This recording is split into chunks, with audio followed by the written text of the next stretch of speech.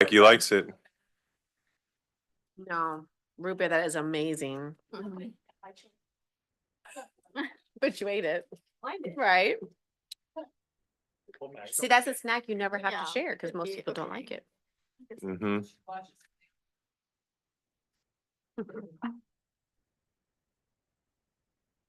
What am I reading? Cut a lot. First, okay. Mm-hmm. We good? Everybody's streaming? Everybody can hear everybody? Board of Aldermen work session is now called to order. First item, Ms. Wagner, budget discussion stuff.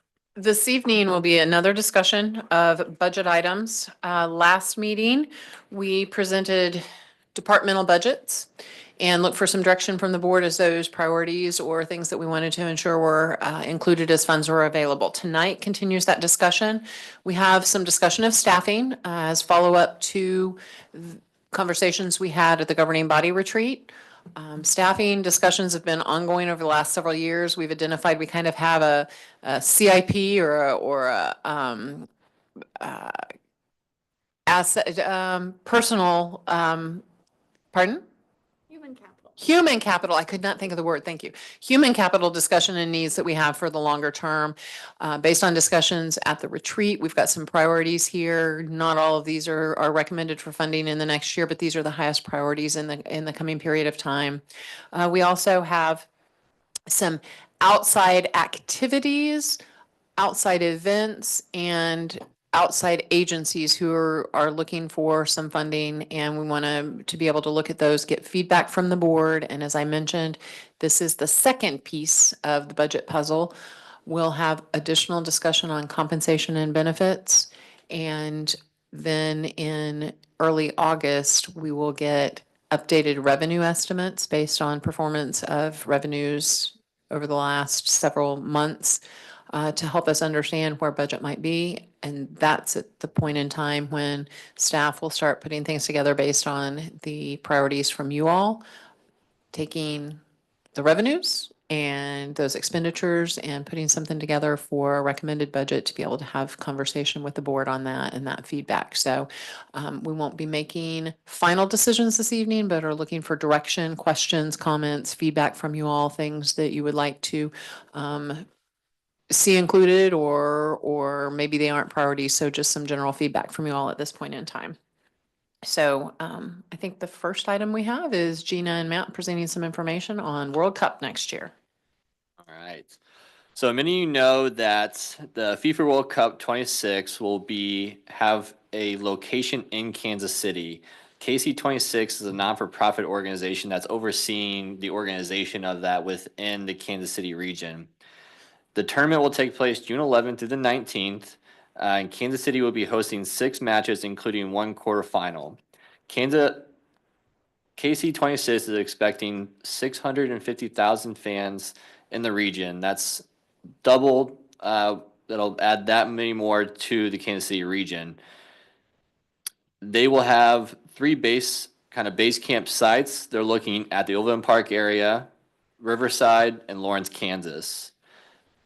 Those teams will be announced in late 25 and early 26 on where that would be at. Some additional training locations will be Children's Mercy Park, KC Training Facility, CPKC Stadium, games are Rock Chalk, Lawrence, and then in Manhattan, Kansas.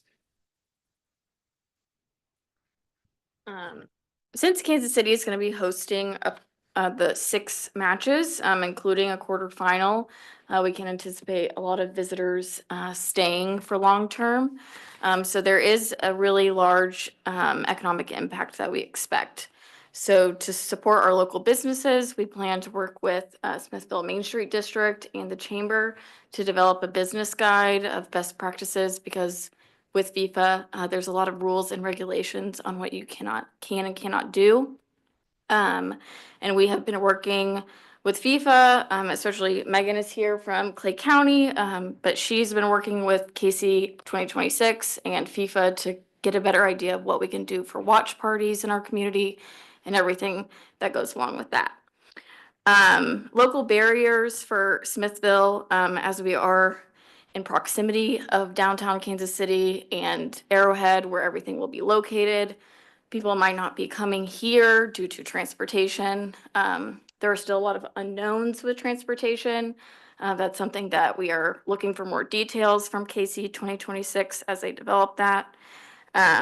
We don't have a lot of hotels, but as we've seen, we do have more short-term rental opportunities in Smithville. So we might have more visitors staying in Smithville, so that could be an opportunity for us.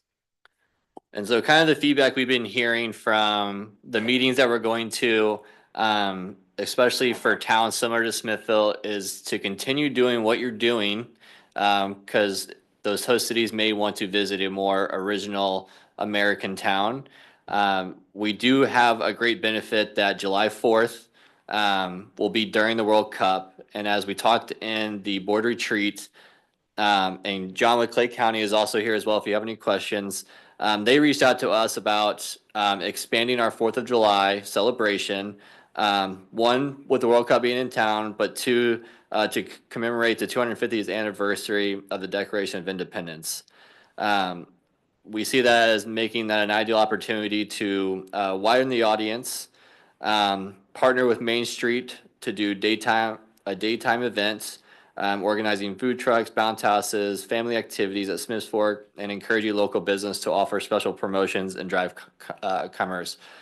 We've also talked with the Smithville Chamber of Commerce on helping local businesses during this time to do that.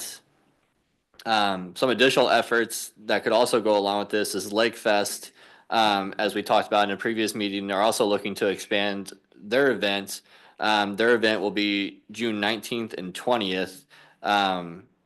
June 19th, the USA has a match, and then June 20th, there will be a match in Kansas City. As again, we don't know what those teams will be, but we do know the dates of those matches. But again, we have talked, you'll see once we get towards the end when we talk about those costs, but we are looking for the fireworks to add an additional budget to that, to increase that cost, and Clay County is also here if you do have those questions again. And continuing on the additional efforts of what we already have going, we have Parks and Rec Month every July, so that July will focus on a soccer theme to build on that excitement. And then Smithville Main Street District is planning to do some small photo ops throughout the downtown and some pop-up events throughout the summer. And then Chuck, Myra, and I walked around downtown to look at wayfinding signage locations to highlight the downtown. So we're trying to get that before World Cup happens. In addition, with the wayfinding effort, we are recommending to do an update to the downtown banners. We could do a soccer theme or even just more of a summer theme with fireworks and use a graphic designer for those. And we have seen from other communities that they are temporarily lifting their short-term rental restrictions, anywhere from their regulations to the number that's allowed. So if the board would like to explore any short-term rental regulation, temporary lifts on those restrictions, we can bring that forward for future discussion. And again, a lot of those are timed from May 1st to July 31st to time with the World Cup. In addition, we've had a lot of regional collaboration. Megan and then a representative from Platte County have been spearheading a lot of the efforts in the Northland to bring a Go North KC. So it's kind of similar to Visit KC with a one-stop shop of what's going on in Kansas City, but this would be specifically for the Northland communities. And they are really building this to have a lot of momentum going into the World Cup, but then it would go on longer to again highlight what's going on in our communities and be a real economic driver for the Northland in a different way than we've seen before. Going forward, there will be a participating community MOU, and that's just more with Clay County and Platte County. They will be funding the majority of everything for a new website, a branding initiative, ongoing marketing, but they are asking voluntary of a $5,000 donation for the website startup and the marketing. So if that's something we'd like to look into, I can bring that forward for future discussion with budget. But the main piece is not funded, so we can choose to fund that 5,000 amount. In Mark, they are doing a regional hub of planning efforts internal. So we don't have too many of the same events happening all at the same time. So that's what Matt was talking about when we kind of focus on what we already have versus we don't want to have 100 of the same event in the region. So we're trying to be strategic in what we plan for people to attend. Any questions on that, any of those items? I will I add, have some questions. I'll add one more thing that we didn't just, we talked about, but it's not on here, is that in those meetings, they have talked about the need for security, but they have not reached out to chief yet. So don't know what that would look like in the future at all either. Yes, and I know they're reaching out to other cities that are not having World Cup and security agencies, so it's. But anytime there's a big event, our off-duty officers are, I mean, even the Chiefs Parade, we had a couple people there, so I wouldn't be surprised if it happens. Alderman Russell, do you have something? Yes, thank you, Mayor. The first item on the additional funds is the fireworks, and you touched on that additional $3,000. Is Clay County adding to that fund too? That's just from us, and are they adding any additional resources such as security? Clay County typically pays half the bill, whatever the bill is, so, yeah, John's here if you have questions, but I don't think their budget doesn't start till January 1 of next year, right? So that's still. John Davison, County Parks Director. We're just starting our budget process, so, and it won't be approved till January, but that's what we're looking at, is that the match what you all want to do. It's first time in a long time it's on Saturday. It is. Yeah. This year's Friday, so. Yeah, Security wise, I don't have an answer for that. Okay. I'll have to consult with the sheriff and others in between. Get back with you. Sounds good. in the decade that I've attended, it's been very well maintained. Yeah. Before and after getting people, I mean, as many boats and cars are out there. Chief, I don't know that I've ever seen any type of traffic slow down or anything, even coming back into town, like it's. Yeah, it's well organized. Cause some people just hang out in the park cause they know now, don't try to all rush the boat ramp, like.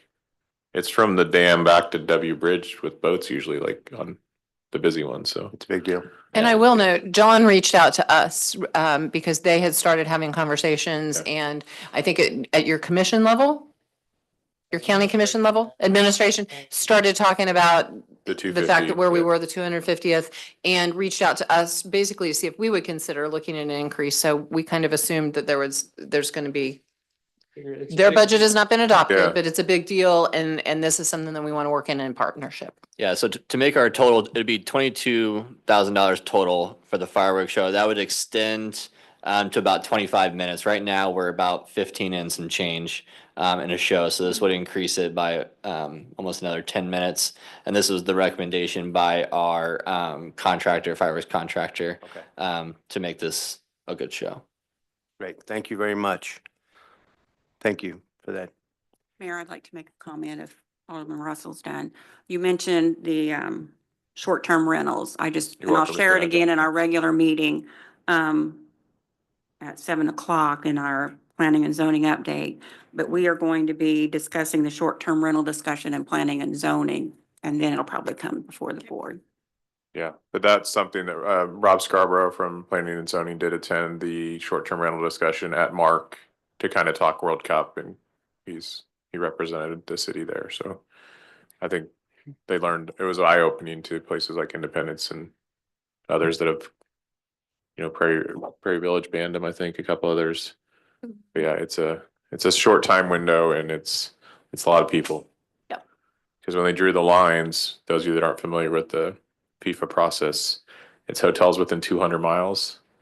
If you drive 200 miles from Arrowhead, that gets you into Iowa and everywhere else. So we're not as densely populated as LA and Atlanta and everywhere else where there's a lot of hotel rooms in 200 miles. We have enough within 200 miles, but that could be Columbia. Yep. So, So on the website development piece for the Northland World Cup working group, or for the, let's see, which one was that? That was for the Go North KC website. So $5,000 for the initial startup, right? And then it said that they will fund ongoing stuff that they have ongoing, right, throughout the. I'll now, have the- Megan talk about that a little Okay. bit more. She's I- leading I- that effort. So, so Based off the county tourism, I'm happy to answer that question. So we are taking on an initiative that's kind of the first of its kind. We are joining efforts with Platte County. We are rebranding as Go North KC. And this is intended to be a legacy project. This is not just a project we're doing for the World Cup, although we're pushing to have the website completed and launched by the end of this year, with the intent that this is something that we can continue to fund and market moving forward. So we had 38 proposals come back from our RFP. And the funding of this is primarily going to be Clay County and Platte County. We have extended in Clay County, just an ask for our cities. We have cities of all different sizes. Some have a specific tourism budget or a line item that they can contribute to this. Others may not. Regardless, the project is moving forward. In fact, I meet with the committee this week to hopefully select our vendor in one meeting is my hope. But the proposals fell within budget, and then we will also be getting a $10,000 grant from the state of Missouri to go towards that project as well. It includes the brand identity, the logo design, the exploration, the research and data analysis of our demographics of the communities that we are targeting. And then obviously the development, the build, we are going to have several third-party plugins that will help with event scheduling. It'll help with language translation and a number of different things. So it's going to be a very robust website, something that the Northland individually, our municipalities, Clay County and Platte County, have never been able to put together a website that is of this size and scope before. So we're really excited for the project. And we're just, we put out the MOU basically to show, hey, here's our responsibilities. This is what we're going to take on. In that MOU, we did ask that there's a point person for Smithville. So regardless of the decision, Smithville will absolutely have a landing page. You'll have a place to showcase all of your events. So if we're doing something bigger for the 4th of July, we're doing something for the 250, all of it is housed there. If you have specific points of interest, you're going to have a wonderful landing page to house that on. And then we ask that you have a point person who's going to manage that because we don't have the staff to have everybody know what's going on in every city at any given time, although we try our best. So that's the ask with Clay County. Okay. That is the. Yeah, it does. Thank you very much. thank you. Go ahead. Go ahead. Just a couple statements and then some questions for Gina, if she knows. So first of all, I think, Mayor, if I'm correct, 55,000 hotel rooms is what they had to promise. And so we don't have 55,000 hotel rooms in Kansas City. Far from it. The economic impact of this has been described about three times the Super Bowl. So if you take a week-long Super Bowl, they think that's going to be 3 times that. Of course, we've never experienced a Super Bowl in Kansas City. We've certainly experienced the draft and other big events, but I think we're thinking, that we want to put our best foot forward. I think the economic drivers here, from what I've heard, is you can't even really fathom that because the folks that are going to stay here, be here, my understanding is folks who travel for holidays, they call it holidays, we call it vacations, go for 3 or 4 weeks at a time. They don't go, in our traditional vacation is usually a week, 10 days, 14 days if we're really pushing it. But I think we need to increase those funds. I mean, $20,000 in certainly the support to Clay County and that Go North KC website at 5,000. But I think we need to increase that at least to 10-20%. One thing I see is the estimated cost for banners is $10,050. That's an addition, correct, Gina? Is that? Yes. Okay. My question around the banners is there limitations on using the designs of the current World Cup? And then is there money that has to be paid if we use So those? we cannot use anything related to World Cup, FIFA, any logos associated. It would have to be something completely separate. So there's a lot of licensing requirements. That would be part of the banners, and then that would also be part of the business guide. To let businesses know not to put that in their window or anything like that, because you will get a cease and desist from FIFA. Okay, that's So, good to know. That's yeah. good to know. So, I think it's, you know, a great idea to really brighten up our city. We've already got a beautiful city, but to do that. So my recommendation is that that number be closer to 30 or 40,000 on the general funds. I'd like to hear the rest of the board's feedback on that, but there's a reason for this. We're going to put our best foot forward and we are going to have a return. I'm positive of that. So. That's my question. What is our return on this? I'm not very athletic, trust me. And I've never been to soccer. I don't know anything about it. I don't know what it's going to bring in. Uh, My mind right now says a lot of this money is going to stay around the Kansas City area. Some will trickle out. I just don't see everybody loading up in their cars going, let's all go to Smithville, Right. unless we have something to draw them in. Well, know. and that's, I know Matt mentioned Lake Fest and the fireworks. I think we're the only municipality that has a summer parade that's close to that time. Like family And the oriented. 4th of, yeah. Yeah, and we want to do, and in that budget, the unbudgeted items is advertising for 3,000. We'd like to look at some marketing. If that's geo-marketing, which is the advertisements you get on your phone if you're looking for an event, a restaurant, water. You can get those keywords in there that could start kind of being advertised to your cell phone. You know, there's always been talks about even with Main Street about getting at the KCI airport and some advertising there. Obviously, there's a lot more cost there, but whatever advertising we could get creative with within the community to draw people here with those events that we have. Because I know Lake Fest, they do sometimes they do um, banners Billboards, along yeah. or Lake Fest is putting Yeah. money into yeah, into World Cup yeah, advertising. I talked to them this advertising. weekend. Yeah. I feel that every Airbnb is probably going to be full everywhere. I get that. Most of our restaurants around here are probably going to capitalize all they can on that, Yeah. which I feel to bring it up. How about our other businesses? How can we get a return of investment, so to speak, on Yeah, and hoping they're open or? so we're having that conversation on the chamber board as well. I sit on that, and Erica has been at the same meetings that Gina and Megan have been to as well, to better prepare them for that.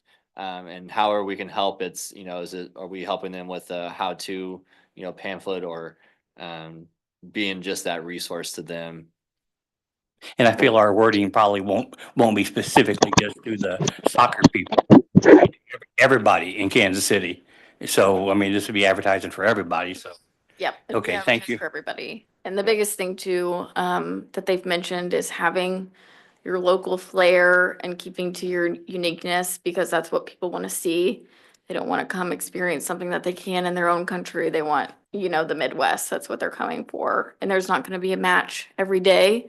So they're going to be looking for things to do, and exploring. So maybe it's even advertising, you know, our local parks and things like that. Yeah. Smithfield I'm- Lake, yeah. Yeah, I'm curious of that with going back to Clay County as far as parks and recs. Are you guys planning anything out to the lake to draw people more so into our Smithfield Lake while they're here?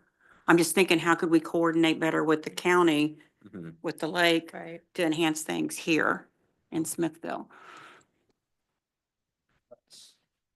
That's work in progress with us still, so. Once we figure out teams and dates and all that, so Megan has some. I can speak a little bit. So with the Go North Casey, we will have some hosted watch parties that we've got. And we are consciously trying to think of how do we include the communities that are not having one of the 6 watch parties that we are. And on those off dates, you know, how can we disperse them to these communities, because you guys are rich and your Main Street, your shops, your restaurants, and that local community that, you know, we're really trying to lean into this Midwest welcome, and Smithville's a perfect community for that. So on our events calendar, it's not just going to have the events that we're hosting. It's very much going to be pushing out the events like the 4th of July. You know, if you look at the Northland region, you only have a handful of communities that are doing a big celebration for that. So we're going to lean into that and we're going to push that out to folks. And that's something that we'll heavily advertise with the geo-targeting as well.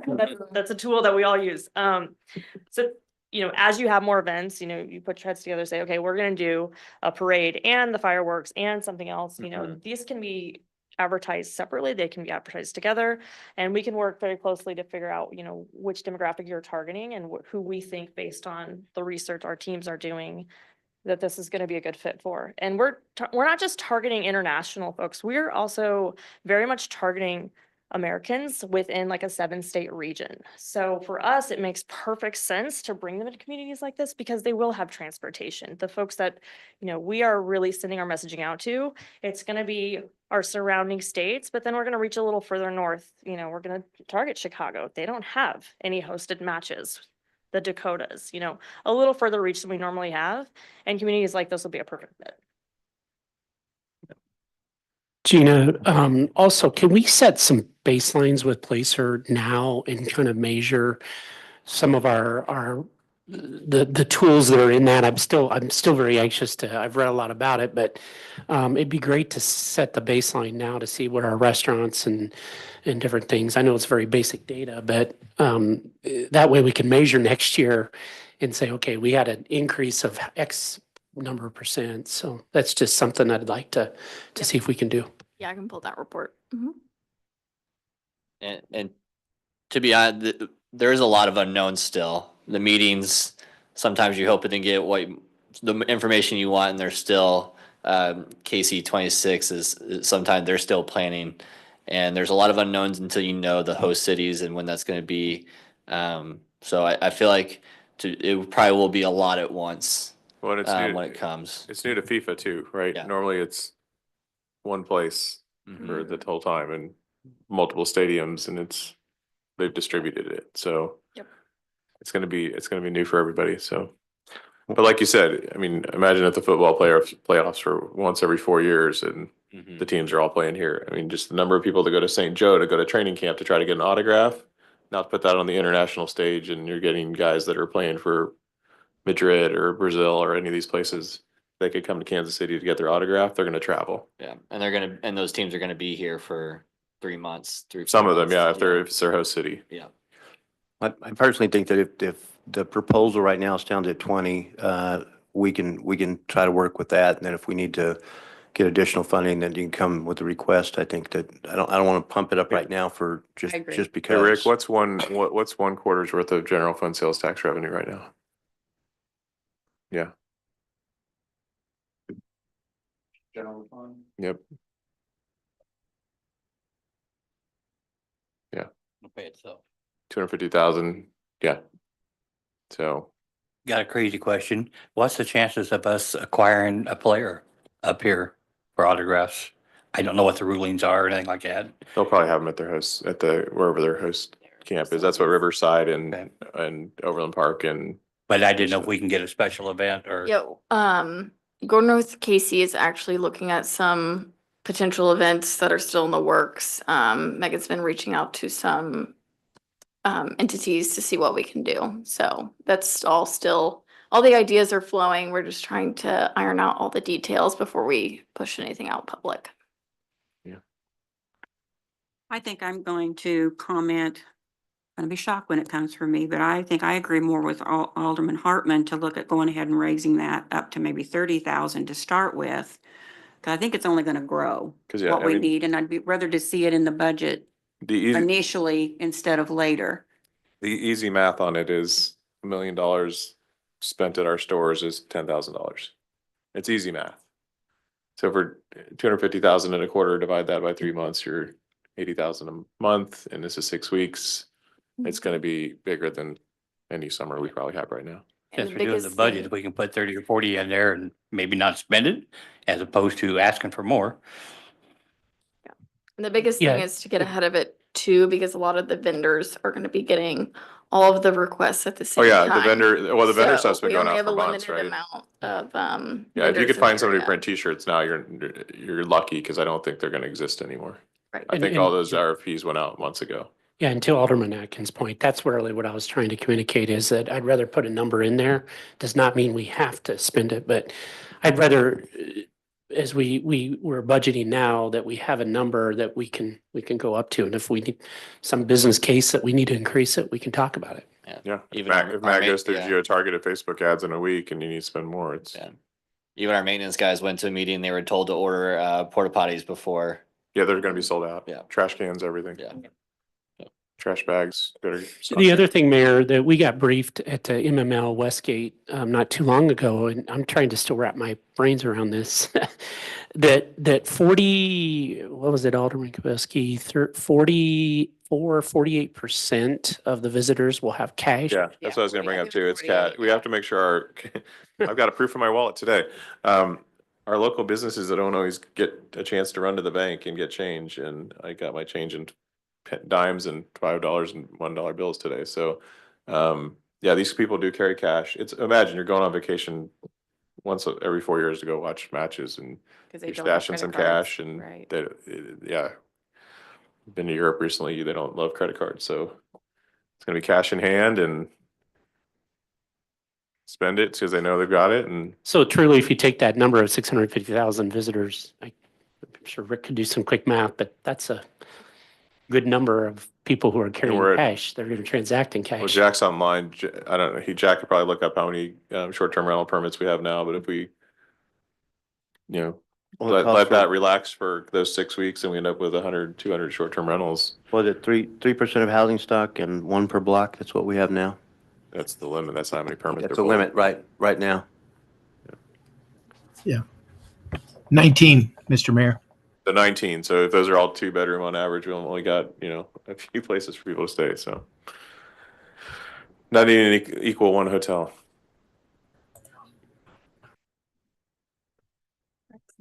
But the RV park, that'll be full, Matt. People be renting out RV. They just do it today, right? They park their RV and rent it to somebody. Why not?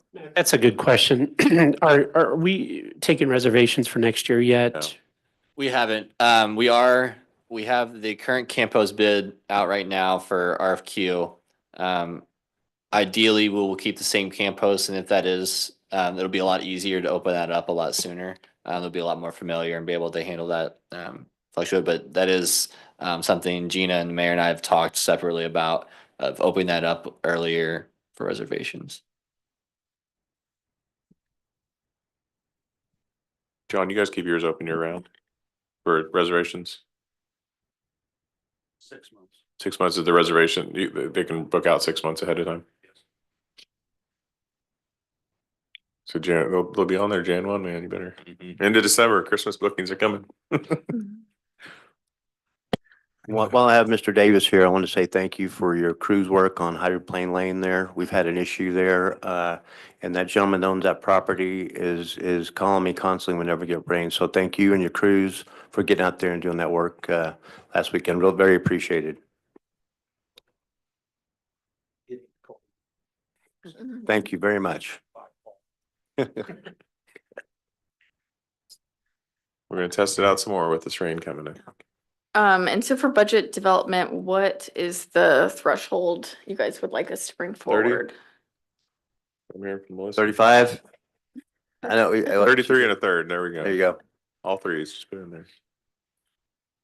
I would say at least 30. I don't know. I'd say we're probably going to spend 30. Do you want to go to 40? It'd probably be nice to hold 40, but not necessarily. try not to spend it if not, but Right. if you need it, there it is without have to wait weeks and weeks to get an approval.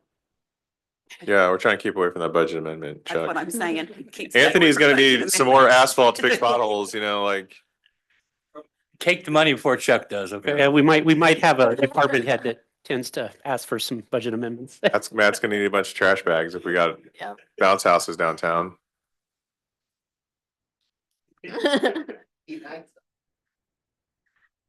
I agree with Alderman Atkins. I think 40 is a good number to base on them. I like 30 personally. I still think the 40, just to stay away from a budget amendment, I'd rather have it there and not use it than have one budget amendment come to us and then maybe we need a second one, because you just don't know yet. Yeah, might need to run that sweet street every morning at 5 a.m. 6 o'clock this morning. My alarm clock. I don't Okay. think we need to go up. You need to some more- 40. I you think need we need to be 35. Yeah. We got 3 at 40, 1 at 30, 1 at 35. I think 40's got it. All right, thank you. Matt needs some more leaf blowers to wake me up on Tuesday morning when the city hall is closed on Monday. Okie dokie, moving on, snow removal. Our favorite thing to talk about when it's hot outside. This weekend's supposed to be extremely hot, but it's never too soon. to Can start you like preparing. store the heat and then use it to remove the snow later? I wish. We talked about that at another employer about getting they do it when they do asphalt. It's just a big thing that just blows fire on the ground. Yeah, Anyway, good evening. We want to talk about snow removal operations. Right now, the city currently uses both contracted services and in-house services. Our street division, as you know, prioritizes arterial streets. And then we go to our secondary routes and our residential routes. And Parks and Rec also plays a part in snow removal. They remove snow around City Hall, Senior Center, our trails and any sidewalks adjacent to city properties. We've been contracting snow removal since 2021. And it has provided assistance in several subdivisions. While this provides some support, sometimes contractor performance varies, and often requiring the city staff to go back out, and we have to revisit those areas, rework those areas just to meet the expectations of ourselves and our residents. What we're gonna try and propose here tonight is that we eliminate the contracted snow removal services. We want to pull the Parks and Recs Department maintenance crews with our crews and outfit them so that we can provide a coordinated response. We would still pick up, the city would still pick up all the responsibilities of the streets and everything that the Parks Department does.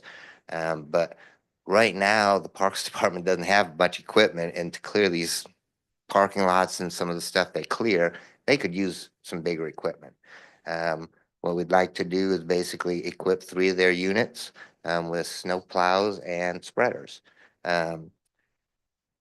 This kind of aligns with what other municipalities are doing, even MoDOT. The engineer, the field engineer that was on our streetscape project, we couldn't get a hold of for 2 weeks when we had that big snow, because she was out plowing MoDOT roads. Everybody gets called in when snow happens. Municipalities are calling their parks departments, their utilities departments, their solid waste departments. Because nobody can do anything until the sidewalks and the streets are cleared. So we think we'd see improved efficiency, coordination, and accountability. It would be an effective use of our crews and our equipment. We'd have greater consistency and quality of service. Our staff are vested in this. Whether Parks Department or Street Department, we've got a vested interest in providing good service to the community. When we get a call, we take it personally, and we go out, and Anthony was great this year, responding to a lot of the calls that we got. It would give us some flexibility operationally, for prolonged snows with a bigger crew. We can, if it ends up that we get another 18 or 20-inch snow, we can rotate some of our guys, keeping some guys on and allowing guys to take a break and, go home, get something to eat, get some rest. And again, alignment with municipal practices, best practices. We'll need to outfit the Parks and Recs trucks with plows and spreaders. And we're estimating that's gonna cost about $60,000. That wasn't included in the 2025 budget. do we also outfit the right of way John Deere with snowplow equipment when we're right now? Do you guys have equipment, a blade for that or a bucket or anything? They basically have their trucks and their plows. We don't have a plow for the John Deere. We do, no, we don't. I'd say it's sitting there. Tractors work well, Well, we right, just, Alderman? we also need Yes. staff to run them, so Yeah. Yeah, yeah. everybody's in the trucks. And we do have one extra truck that's there in case something I breaks gotcha. down, so we gotta have the staff to But I'm run. talking about for the parking lots and stuff, something that big can Right, right. push a lot of Butcher snow. boxes But if they are don't have good. staff So, yeah. for it. Right. Yeah. I mean, so first of all, I'm glad that we're having this conversation about coming back in-house. I think we've had good leadership in the past. We have outstanding leadership through Anthony and his crew now, and that makes all the world of difference. I think it's good that we're involving Parks and Rec. Matt may hate me for saying this, but I think that during the off-season, you certainly have work to do, but it should be an all hands on deck Well, and I think we'll for be able for to do snow. it a little quicker even for the trails and stuff that Matt's crews handle. We'll have 9 units available to take care of everything. Whether that's a parking lot for City Hall, a trail, the Main Street Trail, or the city streets, everybody's on call and working towards that one goal to make sure the city's open and open for business, basically. No, excellent. And I do think that's a good idea, Mayor, to see it's been so long since I've priced pusher boxes. I have no idea, but I think it is a good idea just to have kind of a backup because you have longer runs. And I'd like to hear Anthony's opinion on this, like streets and different things. You can push a lot of volume of snow.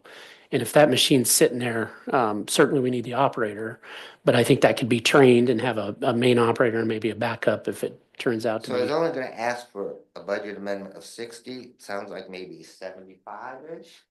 If you don't, or you save doing one of the parks trucks and because you've got a spare anyway, and you outfit the tractor to be able to push the long, like Main Street, that's a big long run, you could get a lot of You snow guys pushed jumping off. way ahead of me, but we are talking with Main Street a little bit. We Yeah. are talking to them about coordinating. Well, I'm just talking about all the way from the streets department, Right. either direction, you've got, even going out to Matt's facility, you've got a big wide open road, you can use a pusher box to push a lot of snow off the side of the road really fast. Instead of the little plows. Yeah, go ahead. I'm gonna let him talk later, but go ahead. Yeah. Chuck and I talked about something like that, basically I'm trying not to, my voice carries, but. People online need to hear it. Just trying to clear out the city like this year with the snow and everything, we have mounds of snow everywhere.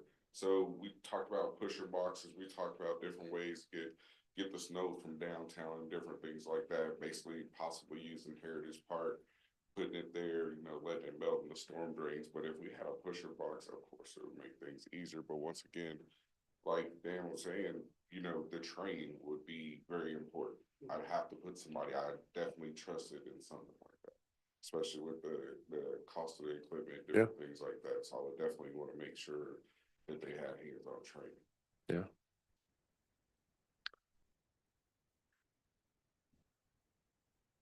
Anyway, it Chuck, sounds like the board's. Hey, Chuck. Hey, we have big wide open streets in a lot of places. I'm okay with you guys getting it, big wide swaths and use the trucks to get the small, in the side by side mat used to get the small stuff. Like We also have a large John Deere tractor Yeah. that we use for brush hogging Your and babble- finish mowing, and that has the option to have an arm on the front. yeah. Yeah, because you guys could tow something, especially if we're gonna have to fill dump trucks ever again, or just move big quantities off the storm drains to get it into Heritage or wherever we pile it to get it out of the way, because Yeah. if we have anything close to what we had last year, there's some big piles of snow down here and everywhere. The cul-de-sacs were just covered, and if we can get that moved and out of there, you can't do it with a truck. Well, and if we get another big snow like that, we did call in utility staff to help as well. Yeah. At that point, you call in anybody who doesn't have an emergency to fix, so long as we have the equipment. I'm getting good feedback, so I'll just move on with what we're doing with Main Street. Main Street's trying to look at contracting their snow removal on the sidewalks. If they get that done, we'll try and coordinate some of our efforts with theirs, so they're not throwing snow on us and we're pushing it back on them. And maybe on bigger snow events, like Anthony mentioned, we'll move it out to Heritage Park or something like that. sounds like this is something the boards Or move it next to the old, kind of move forward with. move it next to Fire Station 1. There's a big parking lot there too that Yeah. Right there. people forget to use, and it's right by your big drainage ditch, so. Chuck, would this eliminate all the snow contractors that we would need? Unless we had a. I think we should still keep it as on-call Yeah. like we do with the engineering. We should still keep an on-call just in case. We don't- You get a flu, you get the flu going through the streets department in a snow You event. never know. You never know. You never know. Okay, and how these snow. Hey, we can talk about it, doesn't, he just said we're gonna have another 18-inch snow and Chief about lost it, so. Yeah, the snowplows, how often do they need to be replaced? We get about 7-8 years. Yeah, snowplow. Depends on how many water meters you hit, right? Oh. Most important thing, the manhole is, but no, snowplows generally last 6 to 8 years. Especially with us changing out the blades on the bottom on a regular basis, cause we wear them out pretty good through the winter seasons and everything like that, but, the guys have been really good about maintaining their blades, making sure, I have a rule. If we're pushing snow, everybody in the plow truck blades are down, no matter where it is. I know we share a lot of roads with the county and different things like that, but I mean, if you're driving past, why not? If you're going from point A to point B, Yeah. drop the blade. Yeah. So I just believe if we have a plow, we can get it done. But the longevity as far as the blades, they're awesome. They're Boss blades. We've already got prices from 2 different vendors as far as outfitting the extra 3 trucks that Matt has allowed us to use for the parks department and everything like that. So, we pretty much are ahead of, because like the results I got from the contractor were not good. And basically they have nothing vested in our community. I know I live right on the outskirts, but I do have something vested as I have a job here. Yeah. Okay. So when I do these cul-de-sacs, the 89 that we have plus, I want the guys to spend 15 minutes doing it right. I don't want to get a call and concern, to go back out and redo something that a contractor did. Yeah. After we paid them good money for what? Yep. Well, I agree. Jack's on, he's got somebody in his department with a limo truck that could probably plow. This may be a question for Rick. As we talk about this, I'm thinking that we start our fiscal year November 1. November 1, we start our fiscal year November 1.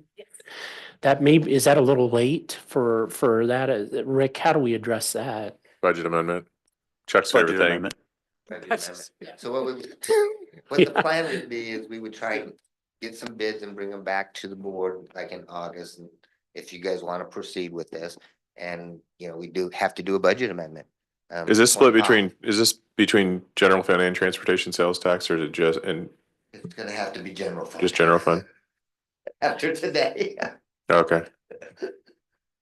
yeah, so we'll do general fund, a budget amendment, and then we would get the equipment and stuff in September. So we could have things ready to go, and then we would train in October, because we gotta be ready by the end of October.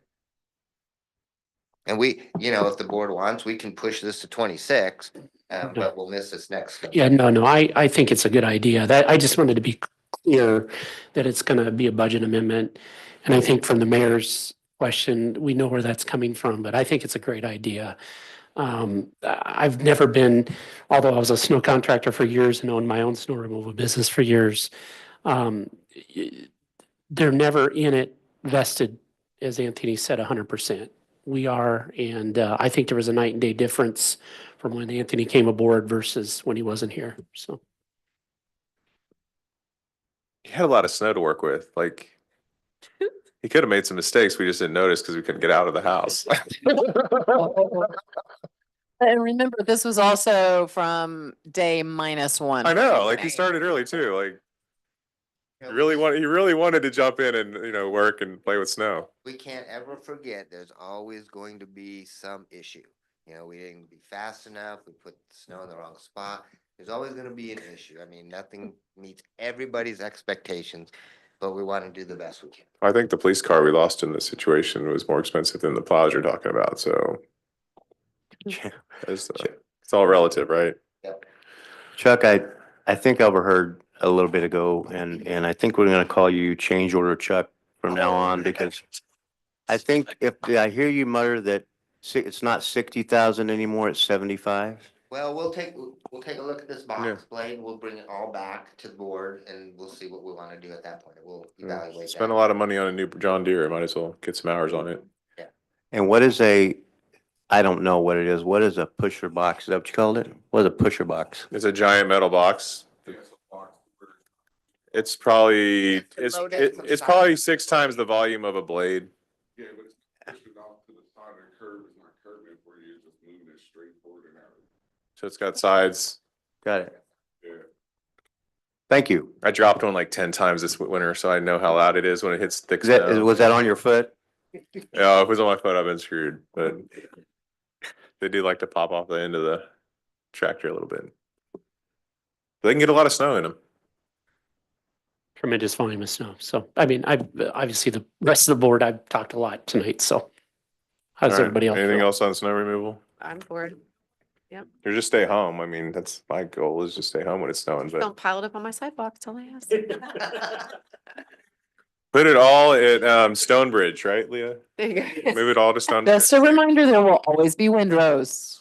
There's always been windrows because it'll just blow. Snow's gotta go somewhere. And if you don't know how windrows help, go drive 92 or 168th from Kearney to here when it's snowing. There's some big drifts over those open fields. We get a lot of wind They here. got what we needed, thank you. Thank you. Staffing needs. Sounds like Matt needs more people to drive snowplows. Hey, kind of, but. Every year we talk about staffing needs, especially at board retreats. I did want to recap, we have been able to add, some staff to the city. In 2023, we were able to add a water plant shift supervisor. In the water plant, we were able to add a recreation coordinator in the Parks Department to help with, our parks programming. And a streets maintenance worker, to help with that snow plowing and everything that goes on with the city. In 2024, Matt was able to work with Clay County Senior Services to get additional grant funds to expand our senior services, to add a part-time senior services coordinator. And this year we were able to add a temporary part-time senior services assistant to help with those additional days at the senior center. Currently, we have 65 full-time employees in our budget. We are recruiting actively for 2 police officers and 3 openings in our utilities department. At the board retreat in April, we talked about multiple positions to bring forward and review. The first is animal control, as we discussed last work session with public safety sales tax. This would be implemented mid-year. The animal control officer would oversee the enforcement of our chapter 235 and work towards functions for animal programs in general, to really expand it and coordinate those efforts throughout the city. Additionally, we reviewed the need for communications, public relations coordinator. This position would help all city departments kind of having that unified message through social media, newsletters, anything and everything with public relations. And that would be funded out of the general fund. Additionally, we looked at the need for a GIS technician with the hopes that they could also coordinate IT efforts with our vendor. And again, this would be kind of more of that citywide impact position with being able to help utilities, but also look at crime mapping potentially, adding parks to the GIS. So really looking at a citywide position, even though it most likely would be an admin position. Additionally, a parks and facilities manager. Currently, right now, we kind of have if you find a problem, we will fix it. It's not very proactive approach towards our facilities maintenance.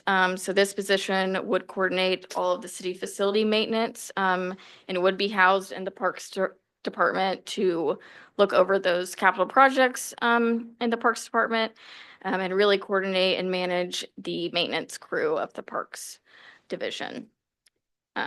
So for our recommendations based on funding and just City Hall, we are at capacity with where we can even put staff.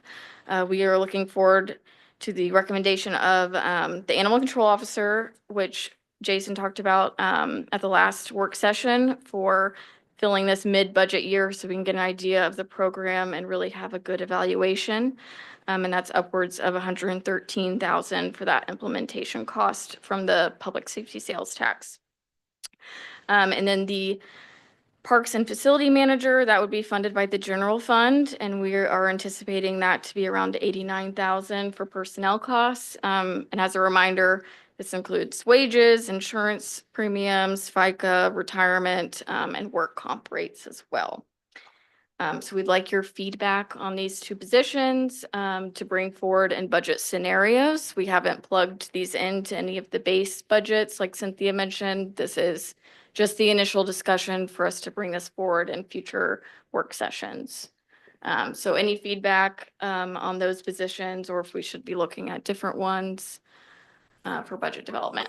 Just to clarify also, there's only one position really that's not plugged in, the animal control position. Yes. We have, based on the discussion that we had last week and direction that we have from you all, that's included in the public safety sales tax. So when we're talking general fund, excuse me, for 2026 budget, we're actually just talking about the facilities maintenance position. Correct.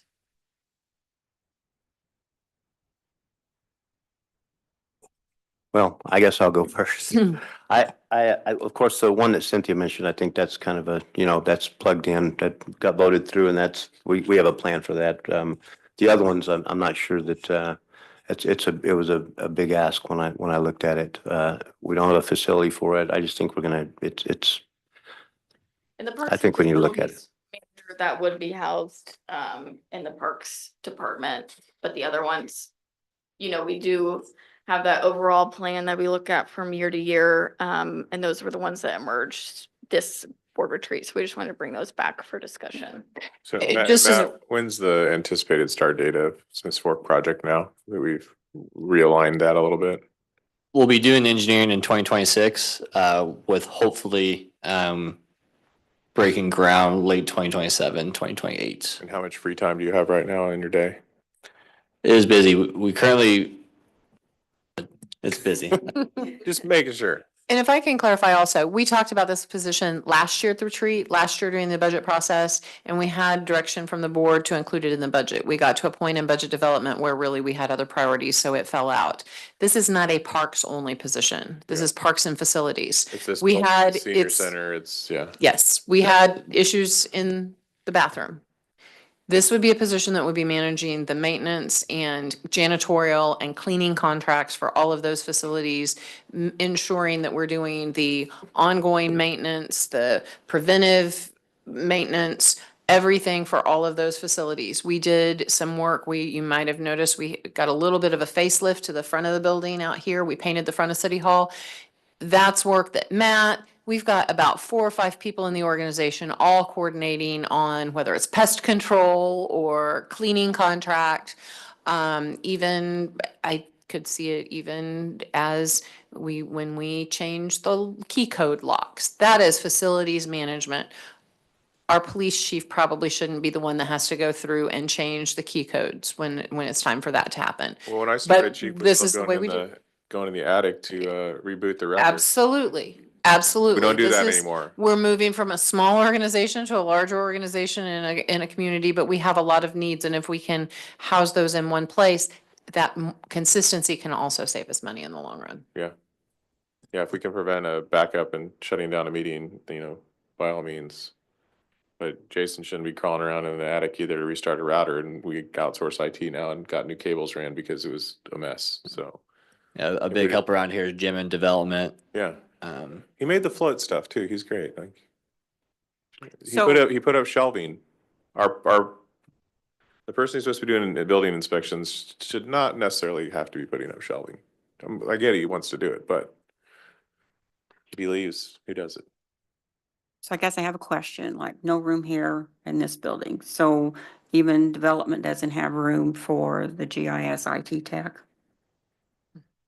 We've moved staff around back there and added 2 positions in that workspace. We're getting pretty limited in there. There, 1, 2, 3, 4, 5, 6, 7 people working in the planning area. Yeah, Chuck and Chair's office, he's never in there. He's always at meetings. He's down at Mark fighting for money half the time. I think if it's such that, we felt we had the resources to be able to do it, we could find ways to continue to creatively add. There is some space probably out in the finance area where Madeline is. But we will come to capacity before, sooner rather than later. Yeah, I don't think and even like on the GIS line, I don't think we're utilizing that even close to where we could be if we had somebody dedicated to it. Absolutely. Had conversations just today of a reminder of some capacity or some functions that we have in the GIS system that we've just not used because we don't have the staff able to do Well, it at and this when point. Linda's on vacation, who IT falls to her backup, maybe Brandy, who's the clerk, but I don't think that's her wheelhouse either. So I guess- having some help there. I think what I'm hearing from Alderman Wilson is she'd like to priority some Well, positions if we can find the space. I would think the two positions here that I think are a priority are the GIS IT tech and the Parks and Rec and Parks and Facilities Manager. Yeah, Because I know you've got a group that handles communications at this point. I think those two positions, I think, are a higher priority in my opinion. yeah, I'd rather leverage the chamber a little more on communications if we can and work with some other groups that can do it. If Clay County's, now they've backfilled that position. So for those of you that don't know, the person that was here, they cut that position, 5 years ago at Clay County, and then they brought it back last year. Yeah, so Clay County is now has somebody to help with tourism and communication. So having a liaison with that is great, like you guys mentioned, but I don't think it's a full-time position here necessarily, but Maybe we move Chuck out with Anthony out yeah, east. Are kicking me out of that building. So. Well, and those are things that we need to take into consideration too, as we look at that, what that would look like. We don't have the funding for that building right now either, so, yeah. Well, definitely will be something that we look at in the budget. I mean, you get mixed signals when we need all these people, but at the flip side of it, we're going to be in trouble in 3 years. So it's something we have to, I think, definitely look at the budget and all of us decide, priorities. But yeah, Yeah, Alderman Russell, when you say trouble, I want to understand trouble for space? No, trouble in budget wise. I mean, I'm going into the reserve in 3-year forecast is what I'm talking about. So that's I guess when we plug the numbers in, right? When we actually get there, right? And right now we're talking, I want, this is what we'd like to see, right? So once we get into the budget numbers, actually into the hardcore, then we can see what it looks like. But that's good to know. I know that we made the changes in the IT. It's good to know they need a person to, make the changes. And it's certainly, I think, a good recommendation, Gina, for those two. I would say that we rely on Rick to make those numbers work. I know he can't generate sales, but I think he can manage that well and give us a heads up in plenty of time, I would hope, if we were going to be in trouble. So. So if there's agreement for, obviously we already have the animal control plugged in for the public safety sales tax, so that'll be in future discussions, as we talked about last time. But I can work with Rick to bring both, the GIS, IT tech, and then the Parks and Facilities Manager for review as we go through the Yes. budget. Please. All right, well, thank you. next up, outside funding requests. The final item we have on the agenda, we did present general information to the governing body at the retreat. Prior to that point in time, I had received 2 requests from outside agencies. Northland Assistance Center looking for assistance for rent, utilities, food, medical, lodging, clothing, and other social services to individuals in Clay and Platte, Clay and Platte counties. As I said, they had submitted a request of $5,000 to provide assistance to approximately 20 households in the city of Smithville. And then we received a request from the community and Smithville Community in Action. They provide substance abuse programming for youth. Their request basically is to assist in anticipated reductions in grant funding, particularly related to salaries and and general nonprofit management. Rita Pierce is here from the Northland Assistance Center, and Jennifer Rode is here from Smithville Community in Action to present a little information and answer questions that you all might have, and then we can have some conversation on how we can fit that into the review then as well. Rita, you're first in the agenda. Does that work? Hi, and thank you for having me. My name is Rita Pierce. I'm the Executive Director of Northland Assistance Center, celebrating 18 years next month, and our organization is celebrating 45 years serving Clay and Platte County. Want to make a little bit of correction on my introduction. My proposal is not to help all of Clay County and Platte County residents in my proposal out of your general budget. It's to specifically handle Smithville residents who call my agency in need of services. A couple of things for background. I've given you the background of our agency. I'm not going to waste your time on all of that. But during COVID, we received 2 sets of funding from Smithville. I don't know who was around during that time, but we ended up Most of us. distributing all of you. That's great. Most of us. I really wish North Kansas City had that kind of longevity. That's where I live. But they've been real good to my organization. So we distributed a lot of money, $75,750 to your residents. I tell you that because we know how to do it. We have the structure to do it. We enter everybody in. We have reporting that I can report. You can call me up and I could report. We do not get state and federal grants. I am the only full-time employee there, and I have a part-time client service manager. And as we all know, and listening to the budgets right here, times are tight. But it's a very big concern to me because in the Northland, after COVID, they don't do the harvest ball anymore. North Kansas City Hospital has gone a different direction. They do not donate to agencies in the area. And you can and cannot rely on Northland Community Services to select your agency. So I'm trying to think outside of the box. You are the first city, and I sent letters to all of the cities in my service area that has actually invited me to the table. And I cannot tell you, regardless of your decision, how much I appreciate that because I think it's a necessary thing. We are asking for $5,000. We'll start allocating it if approved. Upon approval, you can write up an MOU. I have MOUs from North Kansas City that I've done for hotel vouchers, which we did $60,000 in hotel vouchers with the American Inn for our homeless community. So it's not unlike me to come before cities and ask for unusual things. In North Kansas City, that started out as 10,000, and in the last 4 years, it was 60,000 because of the rain, because of the snow. It was, those who are working out there in the snow, I can really feel your pain. It was a lot of people. Sometimes we had 30, 40 people housed in the American Inn. So we have longevity. We've been there 45 years. I have longevity. I've been there 18. We have a relationship with the COVID money that I did not have any, I don't think the city approached me with any concerns, and I provided the necessary reporting and whatnot. And in addition to that, as I put in here, and I think it's important, on my drive from Northville to Smithville, Northtown to Smithville, I love, because I really enjoy this area. We camp and whatnot. I threw in my golf tournament's going to be here in 2 weeks, just to let you know that we've been partnering. And we always partner with Northland people. If I need a computer, it's somebody in the Northland. If I need a golf tournament, I'm on my 20th year there. So, I mean, I think it's important you know our community ties and our community longevity. But given that, if people cannot afford their rent or utilities, it's very difficult for them to afford gas to come see me in North Kansas City. I mean, it's not a huge drive, but if you don't have any gas and you're trying to buy medicine. So I've altered our usual the engagement with our clients to where they can do one of 2 things. They can go through the initial regular engagement, call us on Mondays, make an appointment, come in, bring the requirements that I told you here, and go to our food pantry. Guaranteed to go to our food pantry. Or if they're working or they don't have the transportation, we will do everything by phone. They will not have to get in their car, and they will not have to come down to North Kansas City. We'd love to see them, but I do understand that the constraints of budgets, I mean, I just drove by and saw gas is $2.99, that this does not work very well for people. So I've tried to modify it, particularly for your city, because you're sort of further out than most of the other cities that we service. We serve Clay and Platte County only. Do you have questions?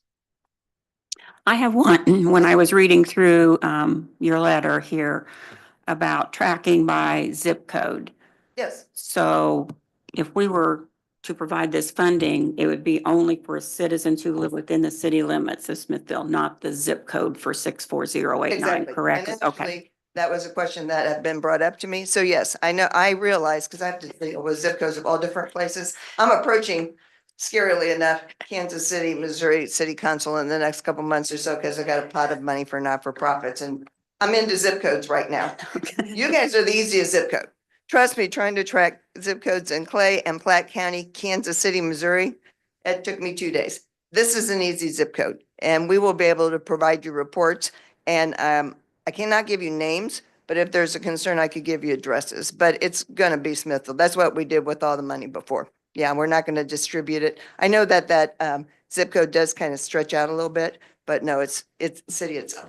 I have one more question. Sure. I served on Clay County Senior Service Board for 4 years. So do you go and ask funding from them for people that are in need that are of age to qualify for the Clay County Senior Service? No, ma'am, we assistance? don't. They go through a very different grant procedure and they have a lot deeper pockets because of what it is they do. We do serve seniors, and we actually have a senior commodities program at my agency where seniors meeting a certain level of income and age can come once a month and get a box of food, commodities box, and we always supplement that from food from our pantry. So we're serving about 25 seniors just in the general area through that program. But no, we don't specifically work with them.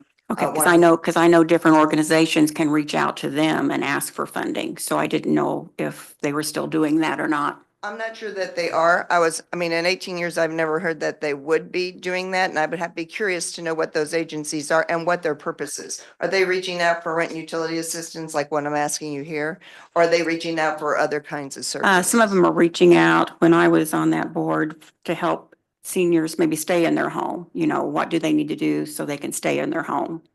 As far as like ramps or things like that, home repairs. Right. So I don't know if it's changed or not, if it's able for you to, as another source, to maybe check with them as well, in addition to what you're doing here. We do not have the capacity to manage things beyond what we're doing right now. We do make referrals to people, and I am aware of their programs. So if people call us, we send people for all kinds of things. You know, for example, somebody called one day and said our refrigerator went out. Well, we do not provide refrigerators, but I've been doing this long enough that within, and this is just a miracle this happened, within 3 hours, not only did I have a refrigerator, but somebody delivered it to their home.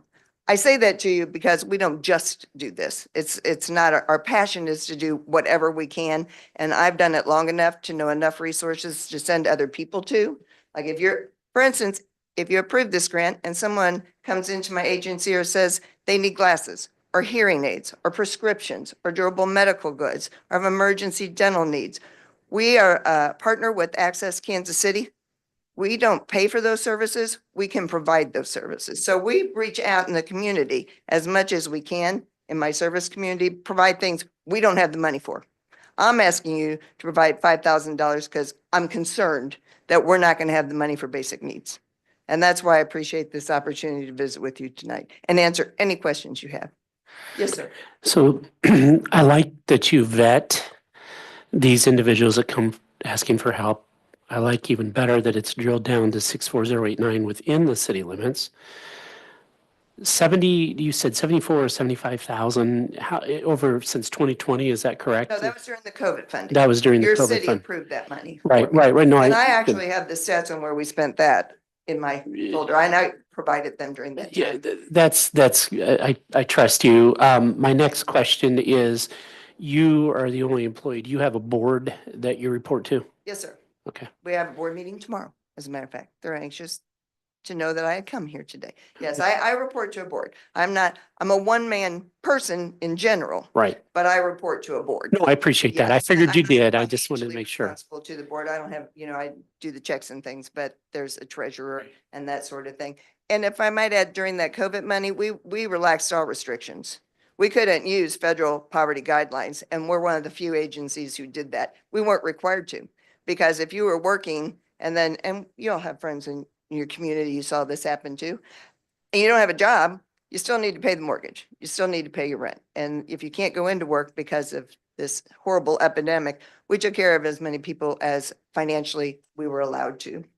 but we do stick to our restrictions. And another thing, just to answer to that, when someone comes in for services, we run their social security number through our database.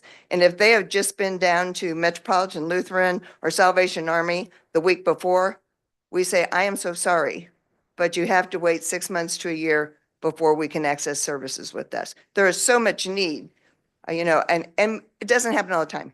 People ask me all the time, people just come to you and you just give them money. Well, number one, we don't have it, but number two, we vet them and we turn away more people than we're able to help. So this is a way to maintain that. And if you've gotten services from us 3 or 4 times over a 2-year period, you will no longer receive services from us. And there are a few people who just kind of know when that 6 months or that year is up. Because I see it when I'm running it through the computer. I'll say, no, I'm sorry. You're gonna have to check another agency right now. We're real tiny. Look at Metropolitan Lutheran or Salvation Army who have huge funding. We're trying to do the best we can in our small community. But with this proposal, I would like to do the best I can for your community. I think it's a win-win. It's obviously a win for my organization, but I can tell you that it's a win-win for the people that you serve too, because I would expect you to help me get this information out so that they know where to go. And as long as we have the money, we will help them. And like I said, I've never heard it done before. Everybody thinks I'm crazy. Question Everybody thought I could for put people in hoodies. either Mayor or Cynthia knows this. In the past, we've done neighborhood grants. What was that total funding that we did for? It was $25,000 annually Okay. for 3 years. Do we do 3 years worth of grants? I will also note, the funding through, COVID, as we had people come in with concerns about paying their utility bills, it was nice to be able to direct people to Northland Assistance Center and know that we had contributed some funding there and they had a process to vet that. They have a way of being able to deal with those needs and it took a little bit of the concern off of us. So, and that's a resource that we continue to outline to folks. So, just wanted to make sure that you all were aware we worked well with them, appreciated their reporting. And it is nice to be able, when people do have concerns about their utility bills, that we have, this is one of the resources we know we can direct them to because we know it's being allocated in the manner she just outlined. North Kansas City actually has on their North Kansas City water bill, my phone number. Because if they're unable to pay their bill, they can give us a call and if we have the funds. So, we do all we can when we have the ability. And I don't want to, beat a dead horse. And if you have questions or concerns you don't think about while you're considering this is my cell phone number at the bottom of the information I gave you. Do you have other questions and concerns? Anyone? Thank you. This has just been amazing that I was able to get before a group and present something that's not been presented before. It makes me very happy. It's a good rehearsal for Kansas City, Missouri City Council, or not. This is a lot more friendly, I'm sure. Thank you for your time. Thank you.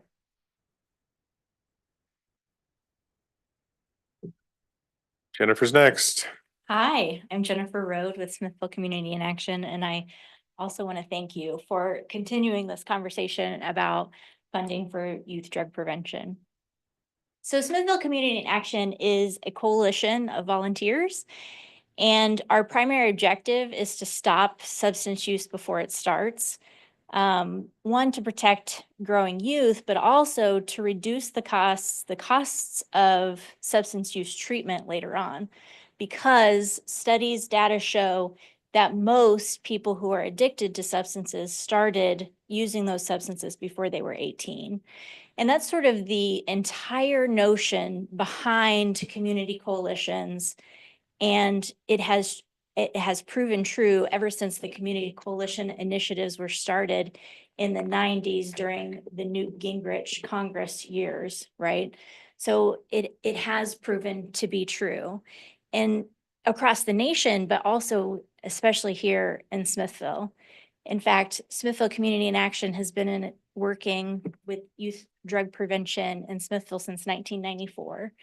And our outside evaluator that we have right now, who has worked in community coalition work for multiple decades and worked with coalitions across the country, but also across Missouri, she's preparing a presentation for her colleagues using Smithville Community in Action data to talk about how important it is to fund community coalition work.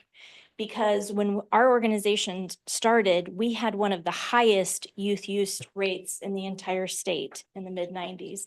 And now we have one of the lowest youth use rates in the entire state. And our progress of change has increased significantly since we got major funding from the Drug Free Communities federal grant. And that Drug Free Communities federal grant is our primary source of funding. And so as we look at our organization's sustainability, our primary objective is to diversify that funding so that we're not as reliant on that one funding source, because that funding source has become much less reliable than it has been in the past. We were affected by the federal funding freeze earlier in this year, and we were also affected by the DOGE Defend the Spend initiative in May for actually a little bit longer period of time than the federal funding freeze. And so that puts our ability to continue as a nonprofit in jeopardy, because we can no longer rely on that. In fact, we know that the Drug Free Communities program is targeted by Project 2025, which sort of seems to be the playbook of the administration.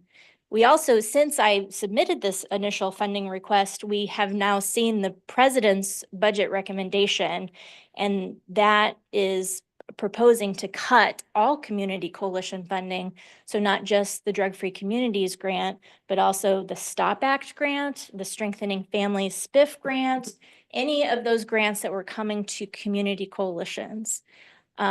Further, it's proposing to end the community block grant process that requires states to designate 20% of their block grant money for prevention work. It's cutting out that requirement to reserve that 20% for prevention work. So even like the prevention resource centers like Beacon Mental Health and those prevention resource centers across the state, their funding is also in jeopardy. And so it's not because this work isn't effective, it is effective, but it's just a fundamental sort of different view of what the federal government should be paying for. And this current administration's view is that we should put less emphasis on human services funding. And so that's going to put a much bigger burden on private foundations and city and county governments to see what you guys feel is still valuable to keep in your communities, right? And so what we are sort of wanting to do is start the conversation about how valuable do you think it is to continue having youth substance use prevention in your community. And we know that other communities in our area that are similar size, like Excelsior Springs, have dedicated portions of their marijuana use tax to youth drug prevention and enforcement type activities. And I know that Smithville just has that tax going to the general fund, but we wanted to start the conversation and let you guys know that as we're looking at sustainability planning, as we're looking at diversifying our revenue, we see that we are going to have a real problem getting about $55,000 worth of funding to maintain our sustainability as an organization. And so what we wanted to do is come to Smithville City Council and see if that was something that you guys would be interested in funding to continue having a really robust youth substance use prevention in your community. I have a question. Are you also presenting this to the school district? That's my question. So we are having conversations with the school district, particularly in relation to what they get from the Clay County Children's Services Fund. So the Drug Free Communities grant has only ever been for 10 years. The possibility for funding has only ever been for 10 years. We're currently in year 7.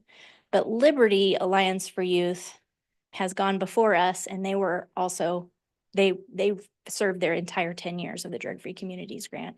So they were also talking to their school district about getting funded through their Clay County Children's Services Fund. And that didn't end up working out. We thought if we had that favorable example, then we'd have, more of a way to talk with the school district. We know that the school district did receive a significant reduction in the Children's Services Grant. And we actually, with our funding from the federal government, we actually fund quite a bit for the school district. So we're putting more money into the school district than they're giving back to us at this time period. And so the conversation is then, since we're paying for their substance use prevention curriculum, how will they cover that, let alone try to help us out with administrative costs? And so those conversations are definitely ongoing, but it's, I guess they have lots of questions about how they're going to fund things with reduced funding and without our funding as well. The reason I ask that, since we're talking about middle school and high school students, I would hope that the school district would be forthcoming and helping with things to help the kids as well. We have a very good relationship with the school district. In fact, the coalition was started really by Wayne Kruger when he was the principal of Smithville High School. And it was a way to extend the school district's reach because they were having such a problem with underage drinking that kids weren't showing up for school. There was problems with their grades and things like that. So that's one of the reasons why they started Smithville Community in Action. And we see much less of that kind of problem now in Smithville. And so they definitely understand the value of Smithville Community in Action. But one of our goals is not to put more on their plate with the limited time they have with kids in school. So we actually try to do things that supplement what the school district is already doing. So things like we have our senior peer mentoring program, our trading card program, where we take kids who have taken a drug and alcohol-free pledge, and we send them down to the elementary schools and the middle schools to be positive mentors. So that's sort of an extracurricular club, and we try not to put the burden of that on the school district because they have and are asked to do so much. Hey, Rick, can we look at the alcohol and marijuana sales tax breakdown? We don't have that, do we? That would be illegal. Yeah. We cannot. We cannot specifically outline how much we get. Okay. What I can note, our budget estimate was $110,000 based on statewide estimates at the time that the marijuana sales tax was approved. And that was just It- marijuana, not alcohol? That's The reason I'm marijuana asking- only, yeah. The reason I'm asking is because if Excelsior Springs was able to find the funding based on the marijuana sales tax, I'm wondering where that was, if we know how they got that, or if it's So estimate or. Excelsior Springs generates over $1 million on a 1/4 cent sales tax. We just passed a 1/2 cent sales tax that might generate 700,000. That's the difference. They generate 1.4 million or $2 million Different than retail on our there. 700,000. They have industry that generates a lot more money. They have way more retail that generates a lot more money. Right, but what I was asking, since we can't, like you said, it's illegal to get that breakdown. I'm wondering how Excelsior Springs was able to, if they used to do percentage based They have on a- this they have much a- sales, we're predicting They this have a much. bigger budget to take the money out of. They're not saying that the money is directly from marijuana sales tax. They gave a part of their budget.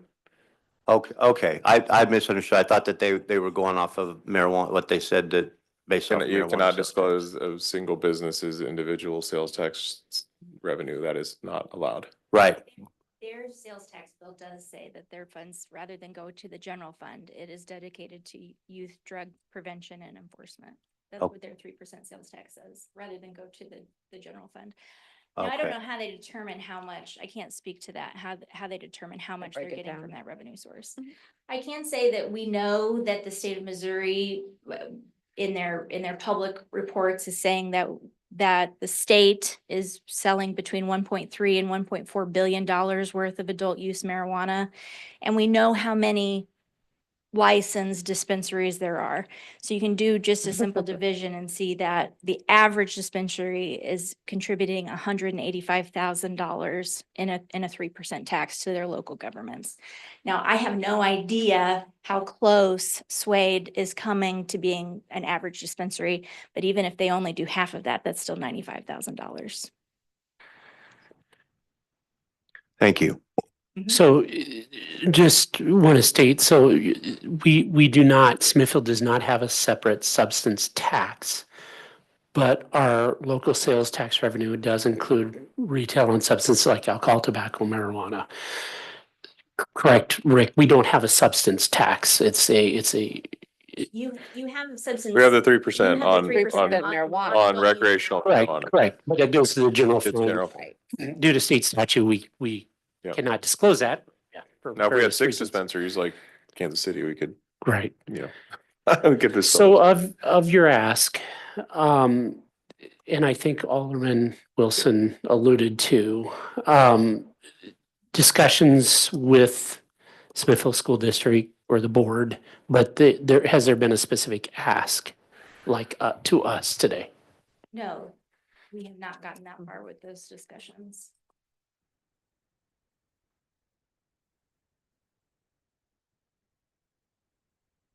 We also had conversations with Clay County Children's Services Fund individually. But they indicated that they prefer to fund more direct services than what we provide. We're sort of about changing the culture of youth substance use prevention. They also said that their organizations that they fund that are not school district wide are serving more of Clay County than what we do, because we are only specifically focused on Smithville. The Smithfield School District, which is 100 square miles of Clay County and Platte County. Yes, Yeah. outside of the school Yeah. districts that they find, just the nonprofit organizations that they fund in general are serving more of Clay County than we do. So that is as far as we've gotten with them, as far as a conversation as well. So I would just like to say, I would like to try and find a way to help both. But then I kind of worry about opening up to everybody coming and asking for money. But I think it's very important, near and dear to my heart, to both of these, because I think they're both very important work. I would like to try and find, we had the neighborhood grant that we no longer do. Is there any way? But again, we're going to set that standard, then everybody's going to start coming and asking. So I just want to throw that out there as well. So is this 55,000 your only source of income from the city or anybody around here?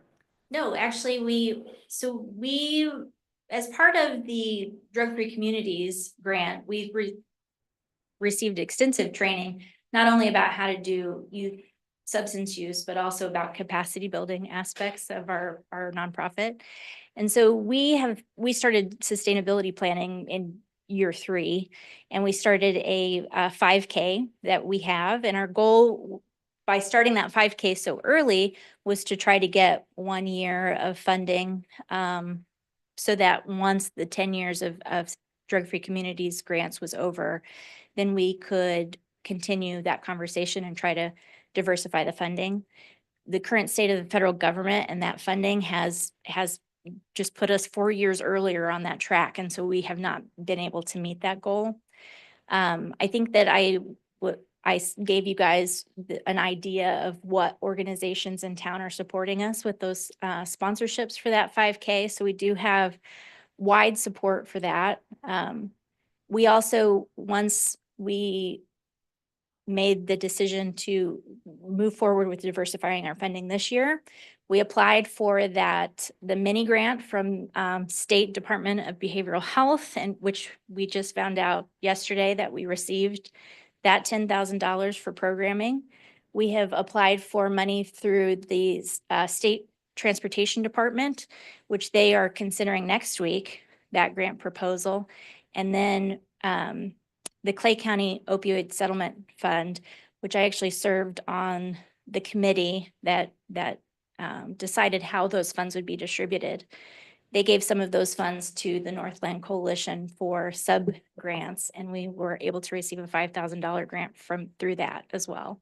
So we definitely are looking to diversify our funds and not relying on any one source of funding going forward like we have with the Drug Free Communities Grant.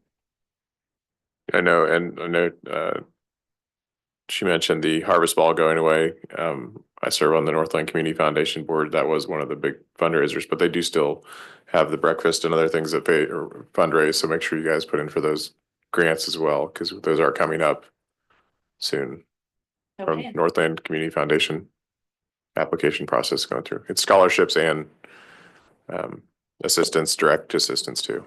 Yeah. So we definitely, we're always adjusting our sustainability planning based on what is coming up. And we have to, one of the requirements from the federal grant is to submit an updated sustainability plan this year. And so we're really looking at it. So it will be a combination of reducing some of the spend so reducing our overall operating budget and then also diversifying.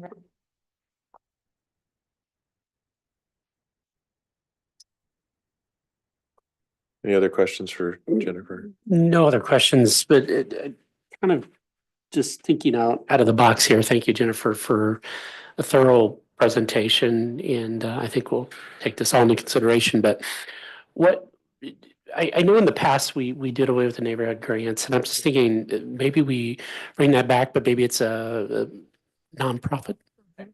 Same That's what I'm saying, Is there a procedure. way we can reallocate that? Yeah, that's something that I would certainly be interested in seeing. Yeah, I City. think we discussed it too during last year's retreat on discretionary fund type of, for the board to, because Northland Career Center came forward also in the past and other groups. So any other things specific for Jennifer so she can sit down if she'd Not like to? specifically for her now. Anybody? I appreciate everything Thank you've you, done. I do have So- another Oh, question. go ahead.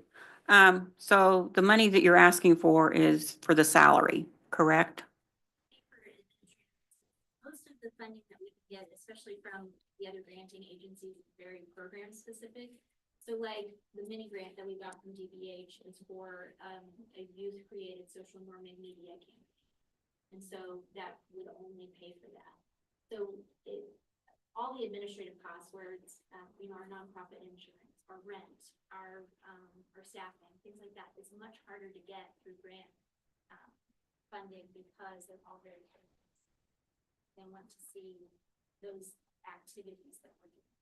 But having a staff person is very important to the coalition because the staff persons funding sources, making sure that our nonprofit report is filed every year. So we stay nonprofit, making sure that the financials and the bookkeeping is going forward and things like that, because volunteers all have other things that they're doing. And so having a staff person that's responsible for that, the job is very important. Thank you. Any other questions?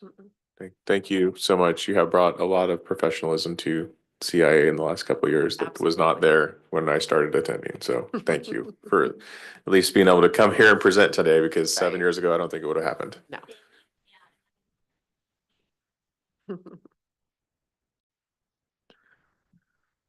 Any direction for staff, or you guys need time to think on these things? I think more of a procedural question. Is this something we need to bring up in new business or in this work session? It sounds like from the board. Staff seeking direction. Yeah, tonight. so I think we we can look provide at- it, or we can say, hey, we want to think about it and bring it up in the next budget discussion, because we've got 20 more before we pass the budget, I think. So I would like to definitely try and find a way to help. But I also like the idea of replacing our community, Neighborhood budget grants. with one like this, maybe higher numbers, but the same kind of basic procedure. That way we're not obligated or forced to send out donations every time somebody comes up or whatever. Because everybody's donation is necessary, but we're limited too. I'm hearing a lot of conversation about our neighborhood block grant program, which we had a set pot of money and we went through an application process. We did call for applications and things like that. Is that the direction that I'm maybe hearing from the board of want to move in? I think in so. Something Maybe like not that, just- where we could come up with some guidelines and a timeline for when we would. Just something to think about, Mhm. Yeah. something like it, doesn't have to be word for word. Mhm. But we want to be able to help our community again, or at least I feel we do.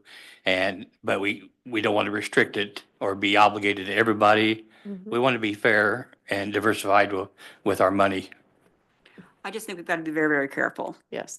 I mean, and I know there's other needs out there, but to me, our number one priority is overall for all the finances that we've talked about earlier today on just meeting the basic needs for the city as well. So I think in one way to move forwards, it might be wiser to have a set amount set aside. You do the application process, but it's not a guarantee that the money will be distributed.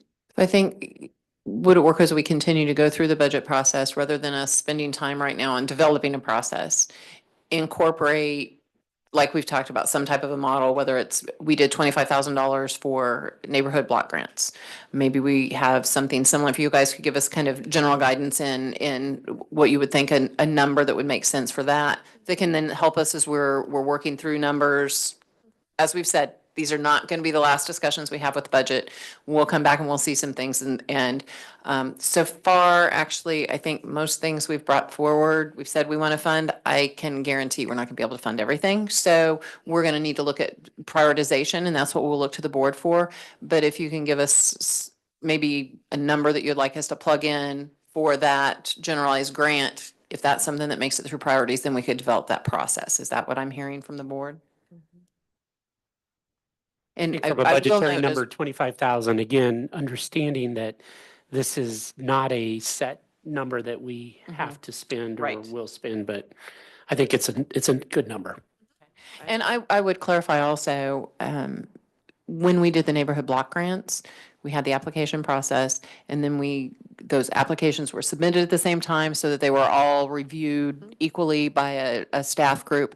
I would anticipate, just thinking off the top of my head, if we were looking at something that was more social service type funding, we wouldn't look specifically to staff. We probably would ask for board involvement in that review, and we would have a subcommittee of the board and perhaps some community members, but we can talk through that. That's obviously a process we can look at. In like the grant programs we did in the past, we want to make sure that it's a registered entity that has a budget and can provide financials and not just people asking for money. Right. So- Provide the financials and provide the statistics and the reporting after, which is what we've had as well. And we did not, with the neighborhood block grants, we reimbursed. We didn't provide the money up front. So I think there are some things like that to think about as well. Okay.